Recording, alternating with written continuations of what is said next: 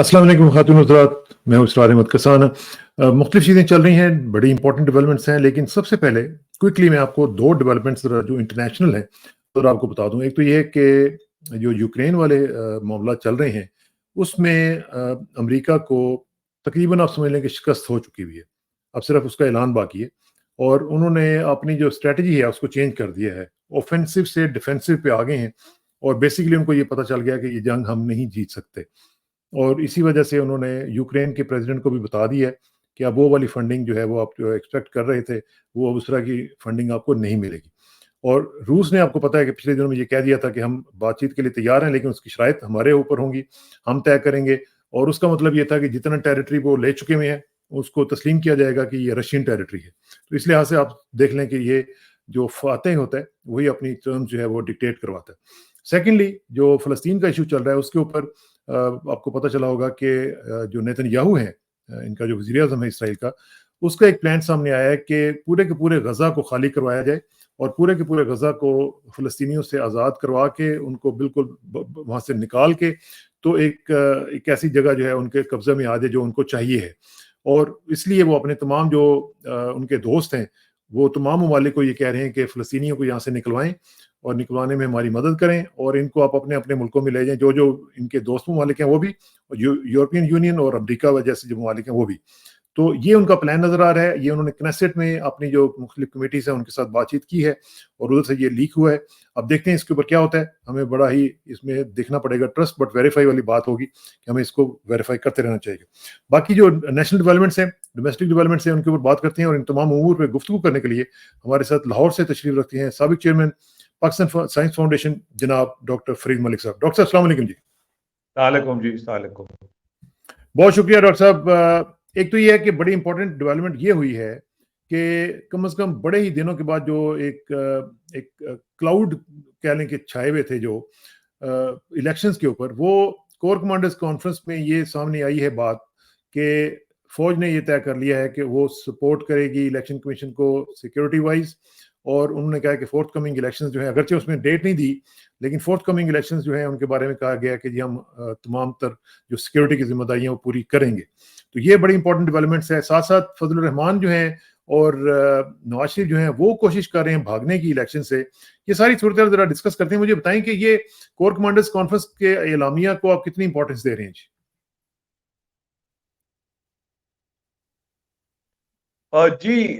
Importance उस लिहाज से तो है कि इलेक्शन हो जाएंगे, उस लिहाज से तो ये खुश आइंद है। मगर जो उसकी न्यूट्रलिटी और फेयरनेस है, उसमें अभी तक क्लैरिटी नहीं है, क्योंकि कुछ खबरें ऐसी आ रही हैं कि कुछ नादरा के अंदर कुछ फाउल प्ले की कोशिश की जा रही है। तो जो फाउल प्ले है उसके पॉइंट ऑफ व्यू से जरा अभी तक तशवीश जो है वो मौजूद है। बाकी सिक्योरिटी है, सिक्योरिटी तो नेचुरली अगर आर्म फोर्सेस आएंगी तो सिक्योरिटी का मामला तो डेफिनेटली बेहतर होगा। कम से कम पंजाब पुलिस से तो बेहतर होगा। जो हमारे यहाँ जो पंजाब पुलिस ने घपले मचाए थे पिछले इलेक्शनों में, और जो 2018 का भी इलेक्शन था, वो इस लिहाज से बड़ा पीसफुल था क्योंकि हाँ। उसमें पंजाब पुलिस या पुलिस का रोल बहुत कम था। पुलिस को उन्होंने अंदर नहीं जाने दिया था पोलिंग स्टेशन में, और आर्मी ने कंट्रोल किया था। तो बड़ा पीसफुल इलेक्शन था 2018 का, जितने मैंने इलेक्शन देखे अपनी लाइफ टाइम में। तो from security and control and peace point of view से तो ये खुश आइंद है। अब इसकी जो न्यूट्रलिटी है और जो फेयर प्ले है, वो हमें देखना पड़ेगा कि वो बरकरार रहती या नहीं रहती। लेकिन कम से कम ये तो चीज क्लैरिफाई हो गई ना कि इलेक्शंस होंगे अब, क्योंकि जिस तरीके से पहले से लोग कह रहे थे जी कि पता नहीं होते हैं कि नहीं होते हैं। क्या इसको इस तरह भी देखा जा सकता है कि शायद जो अभी रिसेंट दौरा किया गया है हमारे चीफ साहब की तरफ से अमेरिका का, क्या अमेरिका की तरफ से अब ये डिमांड नजर आ रही है कि नहीं, इलेक्शंस आपको करवाने पड़ेंगे, जिस तरह के भी करवाएं, लेकिन इलेक्शंस आपको करवाने ही पड़ेंगे? तो अमेरिका की तरफ से भी ये फरमाइश आई है कि इलेक्शंस करवा लें। जी हाँ, ये सब तरह से आई है जी। There is no escape from elections, क्योंकि जो एक्सपेट्रिएट कम्युनिटी भी है हमारी सारी दुनिया में, अमेरिका के समेत, वो totally they are on the side of democracy and constitution, और उनके बड़े कंसर्न्स हैं और उनकी बहुत बड़ी लॉबी है अमेरिका में भी, पाकिस्तानियों की भी, और पाकिस्तान से अटैच जो बाकी मुसलमान कंट्रीज हैं उनकी भी बड़ी स्ट्रांग लॉबी है, क्योंकि अमेरिका में भी इलेक्शन ईयर है 2024, तो उनको अपने भी कंसर्न्स हैं कि वो पूरा जो एक सेगमेंट है वोटर्स का वो लूज करने का, so they are also siding forcefully on the side of elections. अब उसकी जो ठीक है न्यूट्रलिटी और जो फेयर प्ले है और फ्री एंड फेयर इलेक्शन जिसे हम कहते हैं, वो फिर डिटरमिन करेगी कि लॉन्ग टर्म स्टेबिलिटी और उसका नतीजा क्या निकलता है। वो भी इक्वली इंपॉर्टेंट है, सिर्फ इलेक्शन का हो हाँ जाना ही काफी नहीं है, और उसकी जो न्यूट्रलिटी और फ्री एंड फेयर होना जो है वो भी काफी इंपॉर्टेंट रोल प्ले करेगा। लेकिन डॉक्टर साहब जिस तरह हमने देखा कि ये एलामिया वगैरह जब सामने आया है और दूसरी तरफ हम देख रहे हैं कि कुछ एक दो फैसले जो अदलिया से भी आए हैं जो फेवर करते हैं इलेक्शंस को भी और पीटीआई के स्टैंड्स को भी, तो हमने देखा है कि फ़ौरन ही ये जो नवाज शरीफ पार्टी है, फजलुर रहमान पार्टी है, ये इन लोगों ने फिर अटैक शुरू कर दिया। इवन शहबाज शरीफ जो हैं उन्होंने भी अटैक शुरू कर दिया जी कि पेशावर हाई कोर्ट का जो फैसला आया है वो हमला है इलेक्शन कमीशन के ऊपर और ये नहीं चलेगा। और फजलुर रहमान साहब ने तो ये कह दिया कि अगर मेरा कोई जख्मी हुआ बंदा और या खुदा न खास्ता शहीद हुआ तो उसकी सारी जिम्मेदारी जो चीफ इलेक्शन कमिश्नर और चीफ जस्टिस के ऊपर रहेगी। और साथ ही साथ आप देखें कि जो एएनपी के सरबराह हैं, सो जो अहमल साहब जो हैं, अहमल वली साहब, वो जो है उन्होंने तो बाकायदा तौर पे chief justice Peshawar high court को थ्रेट कर दिया है। उन्होंने कहा कि आप यहाँ पे रहेंगे कैसे, हम देख लेंगे आप कैसे रहते हैं। तो इस तरह की सिचुएशन में इलेक्शन पे कैसे होंगे? देखिए जी, जो लंदन प्लान है वो प्लान के मुताबिक नहीं चल रहा, और ये बड़ी क्लैरिटी है इसमें। और वो बिलावल भुट्टो जरदारी जो है वो आजकल अच्छी बातें कर रहे हैं। वो कह रहे हैं, पहले ये कहते थे कि मुझे क्यों निकाला, अब ये कह रहे हैं कि मुझे क्यों बुलाया। सी, तो ये अब निकालने से और बुलाने के दरमियान जो है ना, ये बैक एंड फोर्थ मामला जा रहा है। जो लंदन लेकिन प्लान जो है बिलावल जैसे लीडर्स को तो वैसे ही मेरे ख्याल से सुनना ही नहीं चाहिए, क्योंकि इनका कोई पता नहीं है कि 6 महीने के बाद या 4 महीने के बाद ये फिर जाके नवाज शरीफ के पास बैठे हुए हों। इनकी तो ना कोई दीन है ना ईमान है, इनको तो क्या सुनना है अब। नहीं, ये बात तो ठीक है आपकी, मगर देखे ना, पॉइंट ये है कि वो जो फ्रेश और नई लीडरशिप है जैसी भी है, तो कम से कम वो फ्रेश फेस तो है। और वो जो इनकी जो बातें हैं, आई थिंक बिलावल की जो सबसे बड़ी बैगेज इज ओन फादर विच आसिफ जरदारी। अगर वो आसिफ जरदारी से छुटकारा हासिल कर ले तो आई थिंक उनका एक पॉलिटिकल फ्यूचर है, मैं ये समझता हूँ अभी भी। क्योंकि वो अगर तो वो चाहते हैं, लेकिन भुट्टो का फादर साहब नहीं ना चाहते, फादर साहब जान नहीं छोड़ रहे हाँ उनकी। हाँ हाँ, तो वो मैं वो ही तो समझता चाहते हूँ कि वो अब उन्होंने डिसाइड करना है कि उन्होंने भुट्टो बनना है या जरदारी बनना है। ये आई थिंक बिलावल का हैं। ये फैसला है उन्होंने किस तरफ जाना है। मगर he is talking lot of sense. अगर आप उनके हाँ मैनिफेस्टो भी देखें और उनकी ये भी देखें कि जो फेडरल मिनिस्ट्रीज वो कम करना चाहते हैं, इट मेकिंग सेंस। वो बातें अच्छी कर रहे हैं, नो डाउट, हाँ, ये मैं समझता हूँ। ठीक है। अच्छा, एक आर्टिकल आपने लिखा है, बड़ा ज़बरदस्त आर्टिकल है, मैं वो बल्कि शो भी करता हूँ और नाजरीन से भी गुजारिश होगी कि वो ज़रा इसको पढ़ें और इसे लर्न करने की कोशिश करें। ये है कि वाई राज इज़ रिमेंबर्ड। ये डॉक्टर साहब ने लिखा है बिजनेस रिकॉर्डर में। तो डॉक्टर साहब इसका थोड़ा सा मुझे बताएं कि इसकी जिस्ट क्या है, क्या आप चाहते हैं इसमें, आपने क्या मैसेज देने की कोशिश की है जी? देखिए जी, प्रॉब्लम ये है कि इस वक्त हमारी हर अदारा, हर शख्स, हर अफसर, हर जो महकमा है वो मादर पिदर आजाद है। बिकॉज देर इज नो हाँ ओवरसाइट, कोई देखने वाला नहीं है। सी, पहले जो ब्रिटिश कॉमनवेल्थ थी सारी, उसकी ओवरसाइट ब्रिटिश पार्लियामेंट करती थी, जिसमें इलेक्टेड हाँ रिप्रेजेंटेटिव्स होते थे, और वो ओवरसाइट करती थी। पाकिस्तान जो बना, उन्होंने एक्ट पास किया 1935, उसके नतीजे में पाकिस्तान बना, कायदे आजम ने ओथ किया। हर चीज की ओवरसाइट थी। सी, और मेरी वालदा भी हमेशा कहती थी कि जी अंग्रेजों का जमाना वो इसलिए था हाँ कि हर चीज की ओवरसाइट थी, चेक एंड बैलेंस था, चेक अकाउंटेबिलिटी थी, चेक किया जाता था कि सड़कें साफ हुई या नहीं हुई, छिड़काव हुआ या नहीं हुआ, कूड़ा उठाया गया या नहीं उठाया गया। अब किसी चीज की कोई ओवरसाइट नहीं है। सी, किसी है भी ही नहीं। चीज की। हाँ अब हमारे आदमी जो गए अमेरिका, किसी को नहीं पता क्या करने गए थे, किसको कह के हाँ गए थे, किससे पूछ के गए थे, क्या ऑब्जेक्टिव्स थे, क्या अचीव करके आए, कोई किसी लेवल पे कोई ओवरसाइट नहीं है, क्लर्क से लेके। ओ,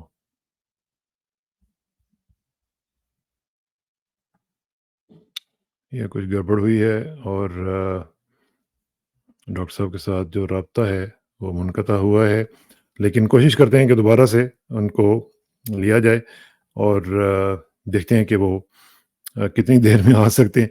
आजकल आपको पता है कि जो हालात हैं उसमें पाकिस्तान में ये चीज़ हमें अक्सर फेस करना पड़ती है कि लोगों को जो मामलात हैं उनके नेट के, वो फेस करने पड़ते हैं। और ये हालत हमारे मुल्क की होगी भी है कि दुनिया में हमें किसी मुल्क में ये इस तरह के प्रॉब्लम्स फेस नहीं करने पड़ते। लेकिन इन्होंने, वो अभी बात ही कर रहे थे कि ओवरसाइट है ही नहीं, किसी डिपार्टमेंट की ओवरसाइट नहीं है। यानी आप पार्लियामेंट को तो छोड़ें ना, पार्लियामेंट्री ओवरसाइट या किसी और चीज़ की, किसी डिपार्टमेंट की कोई ओवरसाइट नहीं है। कौन क्या कर रहा है, कितने पैसे कमा रहा है, प्रॉफिट की क्या रेशो होगी, ये सारी चीज़ें जो हैं ये लोग मॉनिटर करते हैं कि आप किस तरीके से कंज्यूमर्स के राइट्स जो हैं वो आप पूरे कर रहे हैं कि नहीं कर रहे हैं। कंज्यूमर्स के राइट्स का पता भी है कि नहीं पता है मुख्तलिफ कंपनीज़ को। तो उस लिहाज से हियर कम्स डॉक्टर साहब। जी डॉक्टर साहब, सॉरी कट गया था। वो ओवरसाइट कोई नहीं है, किसी भी चीज की हाँ, कोई ओवरसाइट नहीं। जनरल जिलानी मरहूम जब या गवर्नर थे जी हाँ, पंजाब में, तो वो उन्होंने मुझे बड़ा इंटरेस्टिंग बात बताई। वो कह रहे कि जब भी कहीं पुलिस मुकाबले में कोई मारा जाता था, तो मेरा एक स्टैंडर्ड ऑपरेटिंग प्रोसीजर था कि मैं उस थाने फोन करता था खुद फ़ोन पर्सनली। करते थे। हाँ, हाँ, हाँ। बिल्कुल एसएचओ से मैं पूछता था कि हाँ भाई मुझे रिपोर्ट भेजो, क्या हुआ था। वो सिर्फ एक फोन करने से एक ओवरसाइट थी, उससे एक हाँ, रिस्ट्रेंट होता था, चेक होता था। अब कोई ओवरसाइट नहीं है, कलर से लेके ऊपर तक, प्रेसिडेंट हाउस तक, प्राइम मिनिस्टर हाउस तक, देयर इज नो ओवरसाइट। कोई पूछने वाला नहीं फ्री है फॉर ऑल चल कि रहा भाई है, काम हुआ फ्री फॉर नहीं ऑल। हुआ, किसी ने कुछ हुँ, किया नहीं किया। हुँ, बिल्कुल, हाँ, बिल्कुल। ये अच्छा, लाहौर का जो मेयर था, जो इलेक्टेड मेयर था लाहौर का, वो जब लाहौर को रन करता था तो लाहौर चलता था। Lahore was hmm, like a formal city. See, वो सही जब से बात। उन्होंने इलेक्टेड मेयर खत्म कर दिए, अपनी मर्जी के लोग लगाने शुरू कर दिया, अब को पूछने वाले नहीं है। पहले हर चीज हुँ, मेयर करता था, कॉर्पोरेशन लाहौर को चलाता था, कंट्रोल करता था। अब कोई ओवरसाइट नहीं है। 10 महकमे हाँ। हैं, बिलियन एंड डॉलर्स का उनका, वो बिलियन रुपीस का उनका लोग अपने एक बजट है। सिस्टम के तहत तो चलते थे, लोग अपनी जो बिल्कुल, बाय लॉज़ हैं उनके मुताबिक चलते थे, अपनी जो बिल्कुल। उनकी अपनी बुक्स होती थी उनके मुताबिक चलते थे, लेकिन अब तो मेरे ख्याल है और वो फिर कोई चीज़ ओवरसाइट भी देखने थी, वाला है ही नहीं। हाँ, और फिर ओवरसाइट भी थी। देखिए ना, पॉइंट ये हुँ, है, ओवरसाइट जरूरी है। सी, और ये जो कॉन्सेप्ट है ओवरसाइट का, ये रियासत मदीना से निकला था। सी, ये एब्सोल्युटली। हजरत उमर के जमाने में वो ऑडिट करते थे, चेक करते थे जाके हुँ, खुद भेस बदल के। हजरत अली के हाँ, जमाने में मुजालिम कोर्ट्स बने, जहां एग्जेक्टिव अथॉरिटी जो है, उस एग्जेक्टिव अब्यूज को चेक किया जाता था, ऑन द स्पॉट डिसीजन लिए जाते थे। मुगल जो थे वो बकायदा दरबार लगाते थे। सी, हाँ, लाहौर के गवर्नर हाउस में दीवान हॉल है बेकायदा, वहाँ पे भी दरबार हाँ, हॉल है वहां गवर्नर हाउस में। दरबार हॉल। वहां भी हाँ, दरबार लगते थे 70s में, हुँ, जो पीपल्स गवर्नमेंट थी, तो बगैर दरबार लगते थे। मैं भी गया हूँ दरबारों में खुद, हुँ, आपने एग्जेक्टिव अब्यूज को कंट्रोल करना है, कंटेन करना है। सबसे बड़ा प्रॉब्लम ये है, एग्जेक्टिव अब्यूज है। उसके लिए लोग अदालतों में जाते हैं, वहां फैसले नहीं होते, अदालतें ओवरलोड हो जाती हैं। 80% सिविल लिटिगेशन जो है, वो एग्जेक्टिव अब्यूज से एलिमिनेट करती है, because the system is not working. तो दूसरा ये डॉक्टर चीजें साहब मेरा मैंने ख्याल है कि समझाई थी। ये भी एक चीज़ है कि जो होता है कि submit to the will of law, वो भी हमारे यहाँ खत्म हो चुका हुआ है कि हम लोग अपने आप को समझते हैं we are above the law. और यही आप देखें ना, मिसाल के तौर पर बिल्कुल, कायद आज़म मोहम्मद अली जिन्ना, हमारे जो बाबाए कौम है, उनका जब ये ओथ टेकिंग हो रही थी, तो आपको याद होगा कि चीफ जस्टिस जो सर अब्दुल रशीद साहब थे, रशीद। उन्होंने उनको रोक जी दिया जी था जी। कि इस चेयर पे नहीं बैठना आपने। देखिए ना, जब तक कितनी वो, बड़ी बात हाँ है, बिल्कुल, जब तक ओथ नहीं बिल्कुल हो बिल्कुल, जाता। बिल्कुल हाँ, बिल्कुल सही हालाँकि बात। और छोटी सी बात थी, लेकिन टेक्निकली ही वाज़ हाँ, और कायद-ए-आज़म ने माइंड भी नहीं कायद-ए-आज़म ने किया। अप्रिशिएट किया। कायद-ए-आज़म ने नहीं अप्रिशिएट किया। उन्होंने उस चीज को हाँ, अप्रिशिएट किया, देखे ना। तो हाँ, ये रूल ऑफ लॉ, और कॉन्स्टिट्यूशन, ये सारा जो है, इसको हमने मुकद्दम रखना है अगर आगे जाना है। See, there has to be an oversight. और हमारा तो एक रिटन कॉन्स्टिट्यूशन है ये, और मैं समझता हूँ कि 73 का कॉन्स्टिट्यूशन है, ये भी एक मौजज़ा है, एक मिरेकल है। हाँ, वो अमेरिकन कॉन्स्टिट्यूशन पर उन्होंने किताब लिखी है, मिरेकल ऑफ फिलाडेल्फिया। मैं कहता हूँ ये मिरेकल ऑफ हाँ, इस्लामाबाद भी है एक हमारा 1973 का, हुँ, कि ये पास बिल्कुल, हो गया। ये पास हो गया क्योंकि उस वक्त जो एस्टेब्लिशमेंट थी वो कमजोर थी, वो उनको मार हाँ, पड़ी हुई थी। दे वर लिकिंग देयर वुंड्स। तो भुट्टो साहब ने उसे फायदा उठाते हुए आइन पास करा दिया। मगर आइन हाँ, पास तो हो गया, मगर आइन की पासदारी नहीं हो रही। सी, पासदारी नहीं हो अब रही है, वक्त, और वो हाँ अदलिया ने करानी होती है ना डॉक्टर साहब, अदलिया जो है उसका बिल्कुल फाल देख बिल्कुल रहे हैं। बिल्कुल और यही अब बिल्कुल देखें, मतलब हमारे यहाँ इस तरह के कुछ अच्छे अच्छे जजेस रहे हैं। एम.आर. कियानी साहब का जो वाकया है कि जी वो लाहौर हाई कोर्ट के बिल्कुल। ऊपर उनका वो जो एक टीयर गैस का शेल जो आ गया था, जी जी जी जी ठीक है ना? तो उसके बाद उन्होंने फिर जी। देखें एक्शन लिया ना आईजी के खिलाफ। बिल्कुल बिल्कुल बिल्कुल बिल्कुल। और ये जो 9 मई का भी जो बार बार जिक्र होता है, 9 मई 9 मई बहुत करते हैं, इसकी भी जुडिशियल इंक्वायरी होनी चाहिए। सी, कि पता चले कि हु वाज बिहाइंड 9 मई, जो इतना बड़ा टर्मोइल पाकिस्तान में क्रिएट किया हुआ है, और उसको एक एस्टेब्लिशमेंट पे और आर्म फोर्सेस पे जो हमला प्रोजेक्ट किया जा रहा है, इसकी भी जुडिशियल इंक्वायरी होनी चाहिए, इंडिपेंडेंट जुडिशियल इंक्वायरी होनी चाहिए। सी, आपने लोगों को पकड़ के रखा हुआ है जेलों में, हाँ, और उनका ना कोई मुकदमा चल विदाउट रहा है, एनी ना इंक्वायरी, चालान विदाउट सबमिट एनी हुआ इंक्वायरी। है।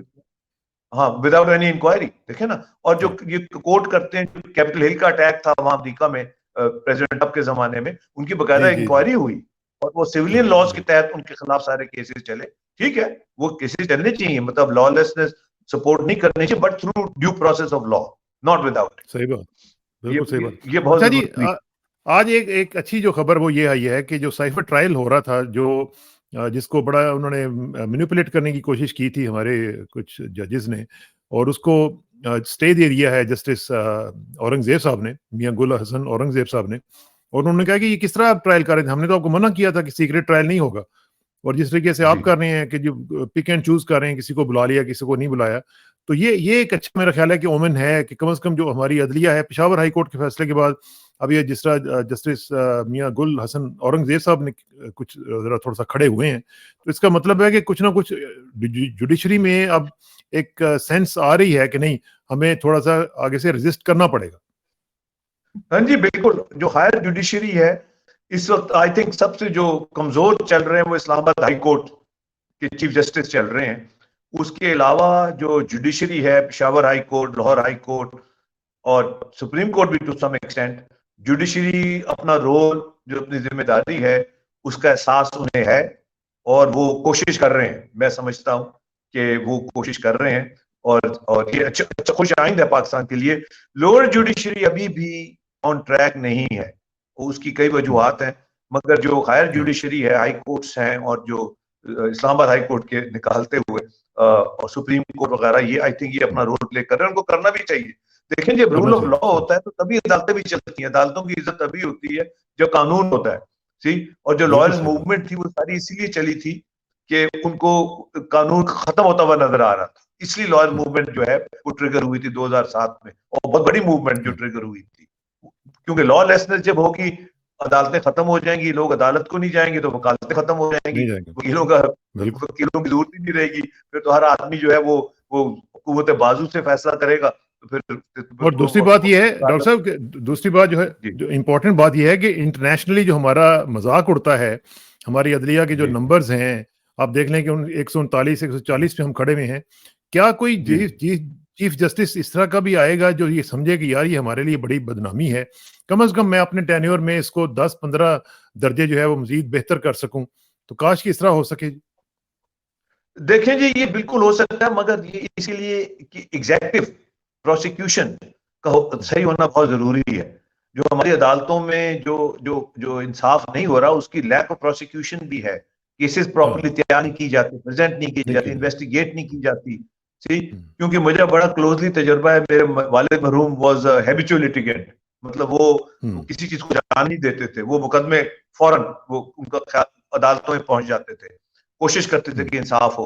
तो मैंने कोई 20 मुकदमे इनहेरिट किए थे, तो मुझे अदालतों में बहुत जाने का मौका मिला, मगर हम्म, उनकी जो अप्रोच थी, वो खुद बहुत तैयारी करते थे, पेपर वर्क, हाँ, डॉक्यूमेंटेशन, हम्म, और उनके पास रिकॉर्ड बड़ा अच्छा होता था, तो वो प्रिवेल करते थे। अब ये कि हम्म, जो हमारे पास रिकॉर्ड नहीं है इस वक्त, तो लाहौर शहर में जो सारा रिकॉर्ड जला दिया गया है, मोस्टली पीएमएलएन के ओह, जमाने में ये तो मास्टर रिकॉर्ड जलाने के, रिकॉर्ड ही नहीं ओह, है। ओह, सी, पॉइंट ये, अगर आपका रिकॉर्ड नहीं है, पेपर वर्क नहीं है, प्रोसिक्यूशन अच्छी नहीं है, एग्जेक्टिव अपना रोल प्ले नहीं करती, पुलिस केस ठीक नहीं तैयार करती, तो अदालतें बेचारी क्या करें? देखो ना, हाँ, क्या करेंगे, अदालतें सही फिर बात। वहां दे गेट स्टक। इस वक्त प्रॉब्लम ये है पाकिस्तान में कि मसाइल का सबको पता है, मगर nobody is willing solution, to stick their head out. हर हाँ, आदमी जो हाँ, है वो एक अपना अपना एक बचाव के मोड में चल रहा है। हर आदमी हम्म, समझता है कि अगर मैंने अपना हेड स्टिक ये हेड आउट, तो मैं भी बिल्कुल, आई विल सफर। हाँ, सी, तो हाँ, ये जो ठीक। ये जो है ना, इस एक, ये एक माहौल ऐसा बन गया कि हर आदमी एक हाँ, सेफ्टी जोन में ऑपरेट कर रहा है। अच्छा डॉक्टर साहब, एक और अच्छी खबर आज ये आई है कि जो पिछले 8-9 माह से जो कैद थी खातून खदीजा शाह साहिबा, उनको आज जी रिलीज कर दिया गया है, और बड़ा अजीब तरीके से रिलीज किया गया। आज तो कोई रेजिस्टेंस ही नहीं हुई, और आज उनको पेश किया जाना था, लेकिन उन्होंने कहा जी नहीं, इनको हम रिलीज कर रहे हैं। तो ये भी मुझे लगता है कुछ अमेरिका के साथ तो नहीं कुछ अंडरस्टैंडिंग वगैरह हुई है कि जी अब खवातीन को थोड़ा सा रिलीज किया जाए, starting with Khadija Shah who is an American citizen actually. हाँ, बिल्कुल, बिल्कुल। मैं भी कहने वाला था, आपने ये कह दिया कि ये दिस इज़ पॉसिबल, मगर खदीजा शाह जो हैं, उनको वो एज़ एन एग्ज़ाम्पल प्रेज़ेंट कर रहे थे। सी हाँ, हाँ, और ये क्योंकि वो ग्रैंड डॉटर हैं एक्स आर्मी चीफ की, आसिफ नवाज़ या, जरजवा साहब की, और वो उनको और डॉक्टर सलमान शाह की बेटी हैं, वो बड़े जो या, इम्पोर्टेंट प्रोमिनेंट इकोनॉमिस्ट, लम्स के प्रोफेसर भी हैं, इकोनॉमिस्ट, इकोनॉमिस्ट हैं, हाँ, लम्स के प्रोफेसर भी रहे, हाँ, one of the founders of हाँ, लम्स।